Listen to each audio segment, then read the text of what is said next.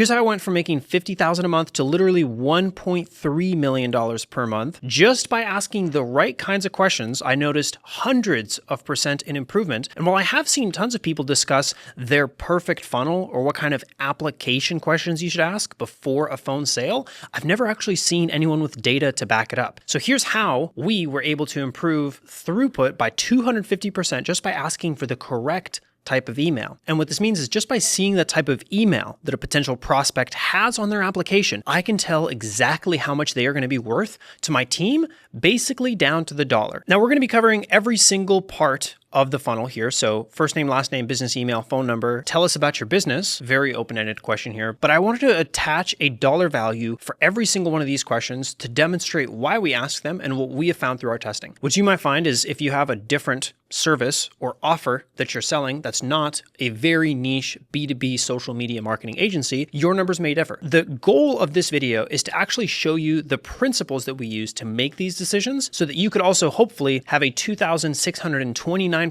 improvement in your call efficiency, at least, without having to go through the millions of dollars of testing that we did to get this data ourselves. Now, starting with the first question we ask is about their email. So just pulling through August data here, we had a certain amount of common email addresses used, such as Gmail, Yahoo, or Hotmail, and we had a certain amount of uncommon ones. Since we're targeting B2B business owners, and that's kind of what our metapixel is trained on, we noticed a higher total volume of these custom domain emails. So it'll be, for example, like mike@mikeswebsite.com. So those actually had a way higher revenue per call than the common emails. And so while we still allow those common emails through, we started routing some of these better calls that we could categorically say are worth more because they generate us more revenue per call to our best closers. And so the people on our team that had the highest likelihood of closing deals were given the highest likelihood of deals to close. And that dramatically improved the throughput of the entire funnel. It also allowed us to better train the metapixel. So when we're giving Facebook the data back as to what kind of people we want more of, we're training them on this good data and not this bad data. And so this differentiation not only makes us more money today, but it also makes us more money tomorrow and every day after, because we are training the metapixel with better data of what type of prospects we want to continue receiving more of. We literally have a choice of telling the metapixel what type of prospect we want, and we're going to tell them to get us the rich kind. And there's a whole bunch of other things just like that further in this funnel. So the next question we ask is what their phone number is. We found that with US area codes, UK area codes, and Australian area codes, there's a differentiation in the likelihood that someone is going to close. For example, here, the show to close is about the same across all prospects. But what we did notice is that per call, the revenue is higher for Australian clients than it is for both the UK and the US. And so while I still love my people in the US, we're going to prioritize the Australian clients and we're going to deprioritize the clients coming from the UK. Now, it doesn't mean I don't want to take any calls from them whatsoever. You don't want to shut off your targeting in the metapixel. You specifically just want to target more of the higher qualified ones. So just to be clear, I'm not looking to throw away $83,000 of monthly top line revenue by turning this off altogether. But if Meta has a choice, which it does, of what type of prospect to get me, I'm going to train it to get me the more qualified prospect. And just routing these has resulted in a difference of 278% improvement just by knowing what their phone number area code is. Another question we ask is tell us about your business. This is open-ended, which is great because it allows us a lot of depth for this question. We are going to look at the keywords that they use here, and we do DQ on a few keywords, but the length of response also gives us a lot of information as to how qualified the prospect might be before we even talk to them. That way we can route them to the appropriate sales rep, or a sales rep can choose to decline a call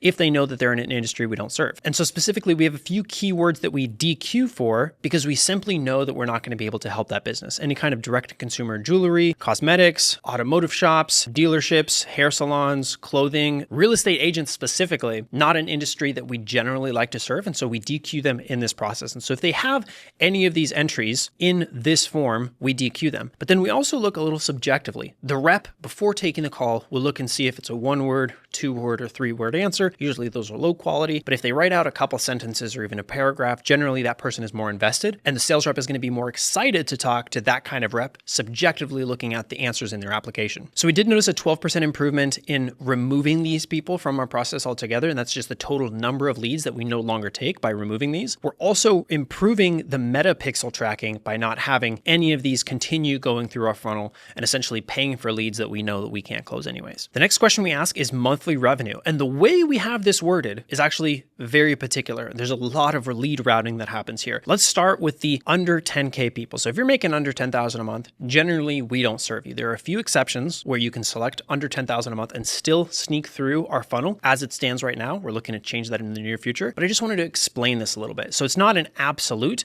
There are multiple conditions that need to be met for someone to both have less than 10,000 in revenue and be qualified to work with us. Oftentimes it's a founder that just exited a previous business. They got a check cut for $40 million.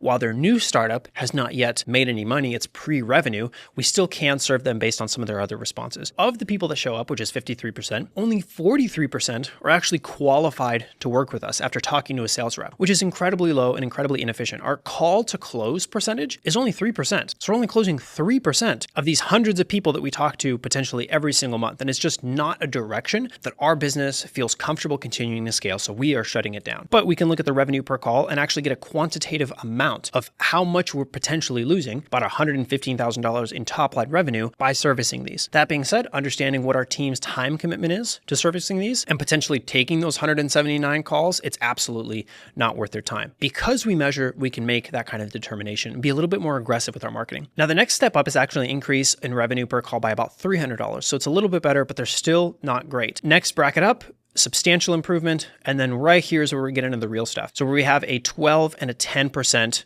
call to close percentage. Now, the thing I want to point out here is the revenue per call actually doesn't improve after they have $250,000 per month in top line revenue. And that's kind of interesting. We'll notice something with the next question as well that is counter to my initial hypothesis, but this is great indication that just because someone is richer does not mean that they are more capable of buying our stuff. And actually the inverse happens with marketing. So we have a 643% improvement here just by tracking the difference between these leads and routing them to the best sales reps and potentially even cutting these leads off altogether. This is quantitative based on how much we actually make. The amount that we potentially could have made by DQing these and the opportunity cost gained by not feeding the Metapixel bad data, telling us get more of these, which we definitely don't want, or more of these, which we also don't want, and only doubling down on reinforcing learning from the Metapixel with the highest quality prospects has made us millions of dollars, and it's impossible to even count. This 600% is just the improvement we can count. So marketing spend is the next question. We ask this historically, not what you're hoping to spend, because everyone is going to say, well, I hope this is free, or, oh, I hope this is $1 million, and then they really don't spend it. We ask what they have spent. And with any kind of digging question around budget, you should be looking at historics, not what they hope to spend or what they guess the price would be or what they think it is based on your marketing materials or what they've heard from other people, but what have they spent before trying to solve a similar problem? That'll give you the most accurate information on what they would likely spend again to solve a similar problem. And so if you have a fitness offer or a relationship offer or some kind of business coaching offer, you should ask historically what they've spent to try to improve their situation, how much have they spent in coaching historically in the past, or what their current diet budgetary constraints look like. So all of that feeds into this marketing spend. And what we found is that people with under $1,000 in marketing spend per month, despite our program being far more comprehensive than that, still do have a large capacity to pay. But this is only because we have these two questions tiered, meaning we never accept anyone with under $10,000 a month in monthly income and $1,000 a month in budget. The overlap between those two is simply not congruent to what we offer. And when we looked at paired metrics for people that both selected under 10K and under 1K, the resulting revenue is basically zero. The instance in which we do accept someone with less than $1,000 budget is potentially someone that misunderstood the question or otherwise self-selected as someone with a low potential to buy. However, they also probably selected one of these two or potentially three revenue ranges, meaning they have enough total revenue and they potentially just wanted to tell us that their budget is really low so we don't sell them on the very expensive thing. Little do they know, that's not at all how we make recommendations on the sales side. Now, the budget does go up a little bit here. So 1 through 5K, they're a little bit more capable. Again, we're looking at just the revenue per call. And then the $5,000 to $10,000 and $10,000 to $50,000 budgets, that's where we notice the highest percentage of conversion. And that's the call to close ratio. So when a call comes in, what's the likelihood we close them? If they have a budget between $5,000 and $50,000 a month, or that's how much they spent last month, we have an 11 to 14% chance of closing that prospect, meaning the revenue per call is extremely high, thousands of dollars. And where this tips in the opposite direction is when they have a marketing budget or historic marketing spend of over $50,000 per month, where you notice that actual revenue per call decrease. What this means is that someone with a $5,000 budget is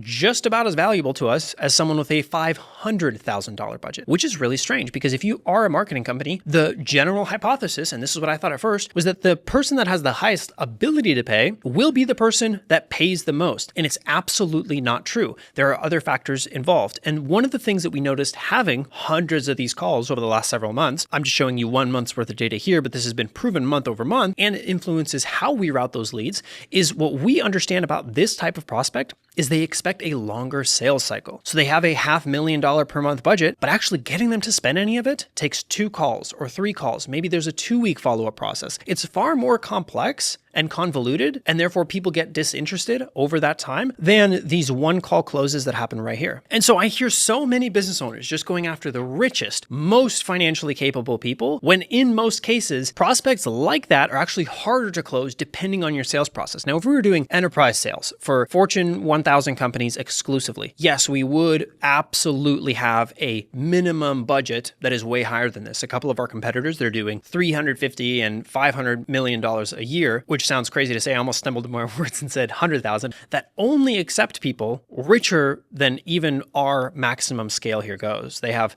a minimum spend requirement of $1 million per year. And we have found, based on our type of sales cycle, that that is just not congruent with what we offer. So it's very important to not just take someone's word and apply it to your offer. You absolutely have to measure this stuff and understand how it applies to your audience, with your specific offer, with your specific sales style, and use all of that information to inform how you want to do your marketing. Because I was proven wrong off of a guess, and I'm so glad that I did not double down on these guys only. It would have lost us millions of dollars. The next question we ask, which I haven't seen from a lot of other funnels or business owners in our space, is how long have you been in business? But this has materially improved our understanding of the audience. So if they've been in business less than 1 year, the revenue per call that we expect is far lower than if they've been in business 1 to 3 years. And that distinction allows us to separate the better and the worse leads to better and worse sales reps. This one metric has led to a 248% difference in recognition of value of our customers. So this being 248% better than this. Otherwise, we wouldn't have had that kind of data to reinforce the pixel or even tell the sales team what kind of call they should be expecting or give it to the best person,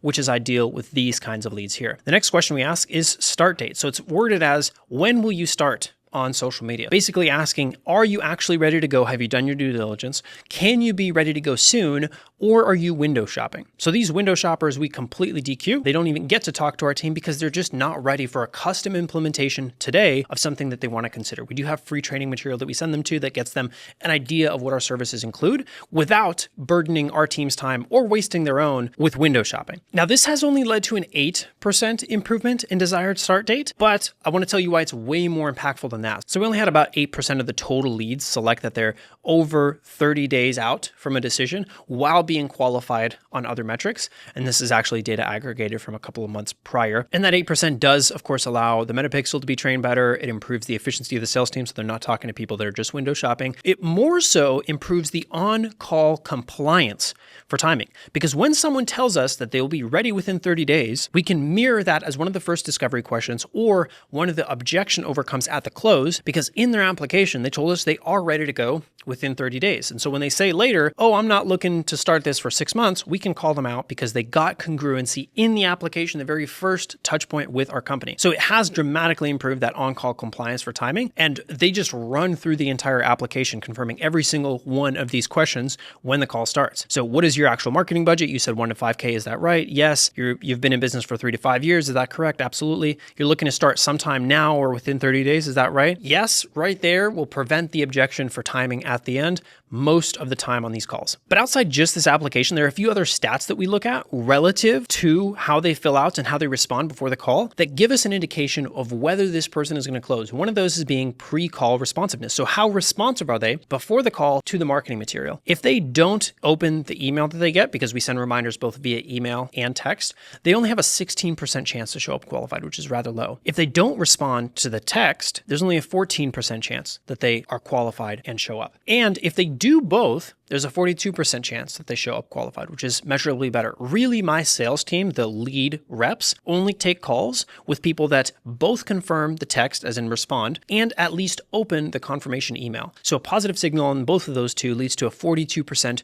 show and qualified ratio. And then if they do neither, if they don't open the email, if they don't respond to the text, that lead is just deleted after a few hours because 20% of the leads do neither and they just aren't serious about attending the call. Again, because we've measured this historically, we can apply it in the future and have an incredible amount of improvement in efficiency with the sales team, essentially giving back every single sales rep 20% of their day by just telling them what the averages are for the leads that respond in this specific type of way. And even on the calendar booking page, we know our stats. And so when someone selects a day out, or 2 days out, or books 3 or 4 days out, we know the likelihood that they show up to the call, are qualified, and actually close. And so those numbers are actually very surprising. And I've heard business coaches on social media tell me to do the exact opposite. I don't care. I'm not going to listen to business coaches. I'm going to test it. I'm going to figure it out myself because those guys sometimes are idiots. So if they book within 1 to 6 hours of their call, meaning they book right now and within 6 hours they have their call, they only have a $409 revenue per call, which is relatively low. And what this signals is that the timing is off. We simply have not had enough time to hit them with pre-call material to warm that lead up.